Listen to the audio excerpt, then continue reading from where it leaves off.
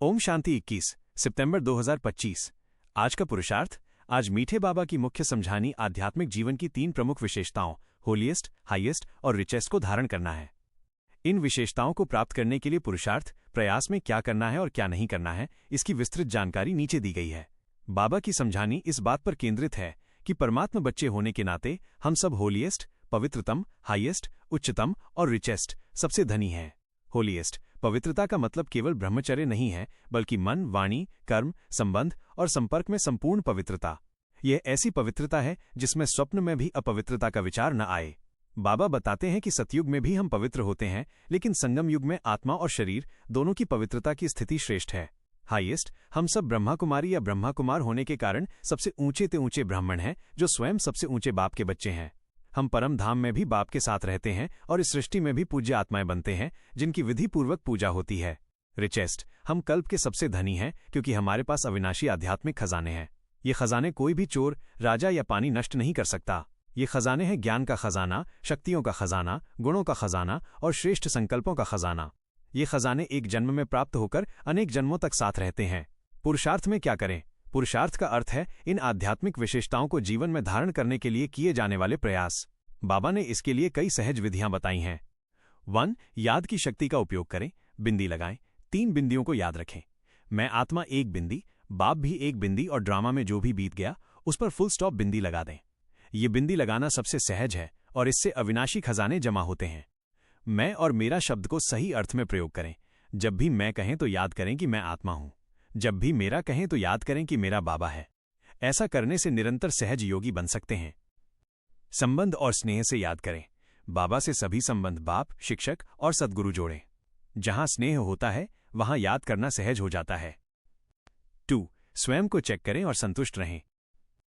जमा का खाता चेक करें। अपने हर कर्म को चेक करें कि क्या आप स्वयं भी उससे संतुष्ट हैं और जिससे आपका संबंध है वो भी संतुष्ट है। अगर दोनों संतुष्ट हैं तो समझें कि जमा का खाता बढ़ रहा है। खुशी को धारण करें। खुशी एक ऐसा खजाना है जिसमें हेल्थ, स्वास्थ्य और वेल्थ, धन दोनों समाहित हैं। खुशी को कभी न गंवाएं। इसे बांटते रहें, क्योंकि बांटने से ये बढ़ती है। स्वमान की सीट पर स्थित रहें। अपने स्वमान को याद करें, जैसे मैं मास्टर सर्वशक्तिमान हूं, मैं विश्व कल्याणकारी हूं। स्वमान में स्थित रहने से देह अभिमान नहीं आता और दूसरों को सम्मान देना सहज हो जाता है। 3. तीव्र पुरुषार्थ करें। उड़ती कला को अपनाएं। चलने के बजाय उड़ने का पुरुषार्थ करें। उमंग उत्साह के पंखों से उड़ते रहें। उड़ती कला का अर्थ है समस्याओं को खिलौना समझना और उनसे घबराने के बजाय खेलना। नष्टो मोहा बने। देह, संबंध, वैभव और वायुमंडल की ओर आकर्षित हुए बिना न्यारे और बाप के प्यारे बने। ये स्वीट साइलेंस की अवस्था है। रहदिल बने। दुखी आत्माओं को देखकर रहमदिल बने और अपनी मनसा शक्ति से उन्हें सुख शांति की अंजलि दें। पुरुषार्थ में क्या नहीं करना चाहिए? बाबा ने स्पष्ट रूप से बताया है कि कुछ बातें पुरुषार्थ में बाधक होती हैं, जिनसे बचना चाहिए। देह अभिमान। स्वमान के बजाय देह अभिमान में नहीं आना चाहिए।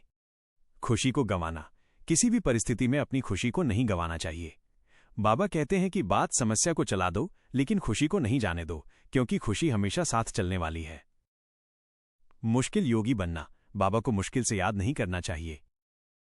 जब संबंध और प्यार से याद करेंगे तो याद सहज हो जाएगी। चलने की गति को बनाए रखना। अब चलने का समय नहीं है, उड़ने का समय है। केवल चलने से लक्ष्य तक नहीं पहुंचा जा सकता। निवारण के बजाय कारण ढूंढना।